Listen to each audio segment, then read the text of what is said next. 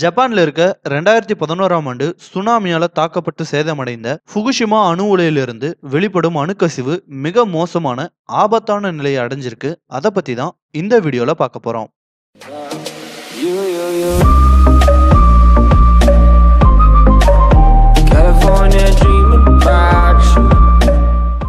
ஜப்பானின் புகழ்பெற்ற ஃபுகுஷிமா அணு உலை கடந்த 2011ஆம் ஆண்டு ஏற்பட்ட மிகப்பெரிய சுனாமி அலைகள் காரணமா ரொம்ப மோசமான நிலையில சேதமடைஞ்சு அங்கிருந்து அணுக்கதிர்வீச்சு அதிகமான நிலையில வெளியாச்சு. அத ஜப்பான் அரசாங்கம் அப்பவே பல காரணங்கள் சொல்லி சமாளிச்சுட்டு வந்தாங்க. இருந்தாலும் அந்த பகுதியில் இருக்க மக்கள் எல்லாரையும் வெளியேற்றினாங்க.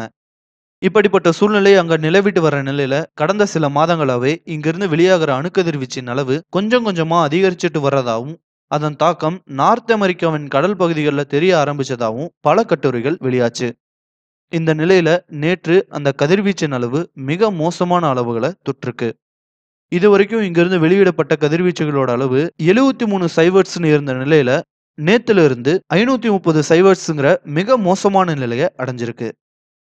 இந்த கதிர்வீச்சு இந்த நிலையில வெளியாகும் பட்சத்துல இந்த கசிவினால பாதிக்கப்படுற மனிதர்கள் யாரா இருந்தாலும் சில நிமிடங்கள்லயே மிக மோசமான நரம்பியல் சேதத்துல தொடங்கி அடுத்த சில மணி நேரங்கள்ல இறந்து போயிருவாங்கங்கிறது அதிர்ச்சி அளிக்கும் உண்மை.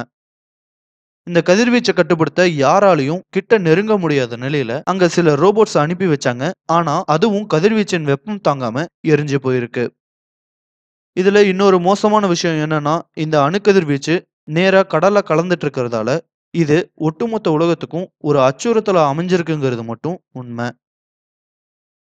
2011ஆம் ஆண்டுல ஜப்பான்ல தாக்குன சுனாமி மாதிரி, ஏன் 2004ஆம் ஆண்டுல தமிழ்நாட்டை தாக்குன சுனாமி மாதிரி எப்போ வேணா மிகப்பெரிய அளவுல சுனாமி ஏற்படுற வாய்ப்பு இருக்க பட்சத்துல அந்த மாதிரியான ஒரு சம்பவம் கூடன்குளத்துல ஏற்படும் போது கடல்ல கொட்டின எண்ணெய் கழிவுகளையே பக்கெட்ல இல்ல டிஜிட்டல் இந்தியா என்ன பாதுகாப்பு நடவடிக்கைகள் மேற்கொள்ளும்னு நினைக்கும் போது ஒரு விதமான பயத்தை ஏற்படுத்துங்கிறது மட்டும் மறுக்க முடியாத உண்மை.